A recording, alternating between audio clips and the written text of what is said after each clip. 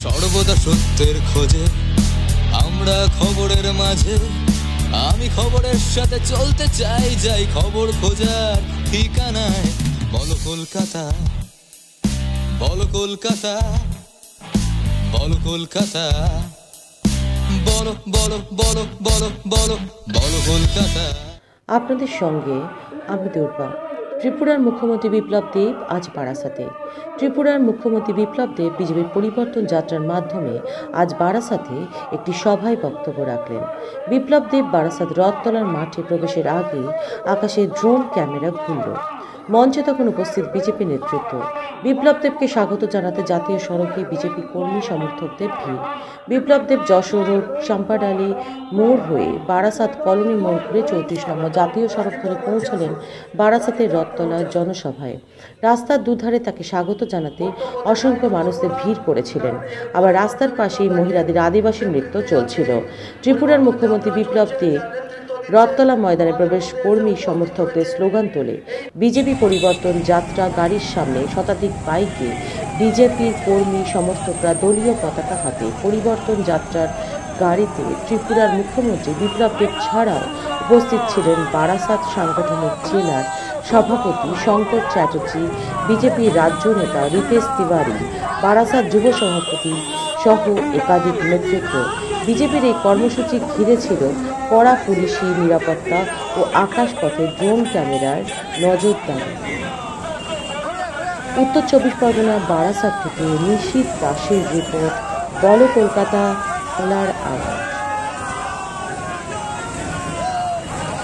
পৌঁছেছি বারাসাতে আয়োজিত এই জনসভায় উপস্থিত বারাসাতের সম্মানীয় জেলা সভাপতি শঙ্কর চ্যাটার্জি মহোদয়, এই যাত্রার প্রমুখ কল্যাণ চৌবে মহোদয়, মঞ্চে উপস্থিত আমার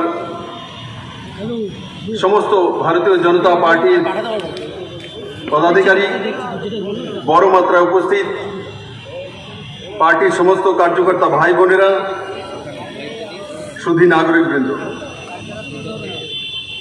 বন্ধুরা,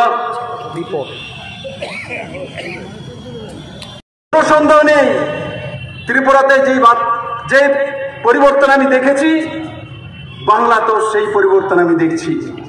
রাস্তার দুই ধারে আমি মায়েদের চেহারা দেখছিলাম, বোনেদের চেহারা দেখছিলাম, গুরুজনদেরকে তাদের মুখের হাসি দেখছিলাম। যেই পরিবর্তন ত্রিপুরাতে হয়েছিল, বাংলা তো ঠিক সেভাবে বাংলার মানুষ তৈরি হয়ে বসে আছে। বন্ধুরা, শুধু ভোটের দিনক্ষণ চাইছে, কবে ভোট দেবে।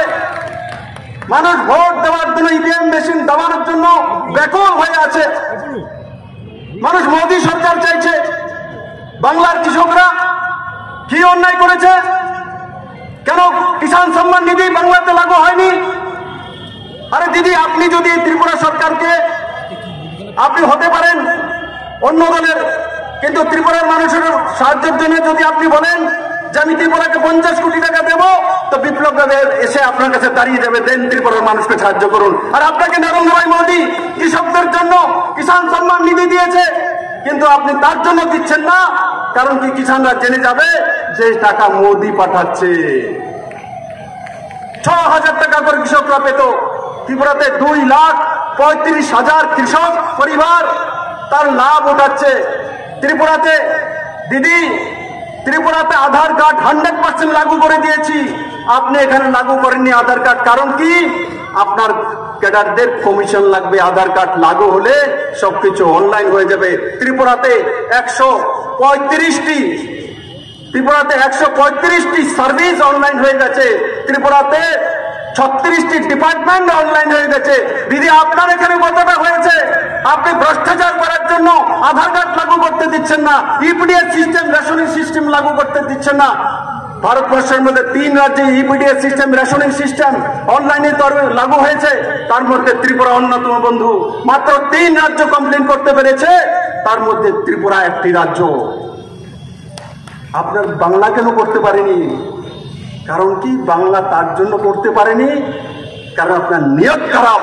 কারণ কি, করোনার সময় মোদী যে চাল পাঠাচ্ছে সেগুলো চুরি করার জন্য আপনার ক্যাডার বসেছিল, চুরি করেছে, ডাকাতি করেছে। যদি সেটা অনলাইনে হয়ে যেত, ইপিডিএস সিস্টেম হয়ে যেত, রেশনিং ব্যবস্থা, তাহলে আপনি 1 কিলো চাউলও চুরি করতে পারতেন না। সমস্ত অজানা খবরের আপডেট পেতে আমাদের ইউটিউব চ্যানেলটি সাবস্ক্রাইব করুন এবং পাশে থাকা বেল আইকনটি প্রেস করুন। এছাড়া গুগলে গিয়ে www.bolokolkata.com ওয়েব পোর্টাল চ্যানেলটি সাবস্ক্রাইব করুন।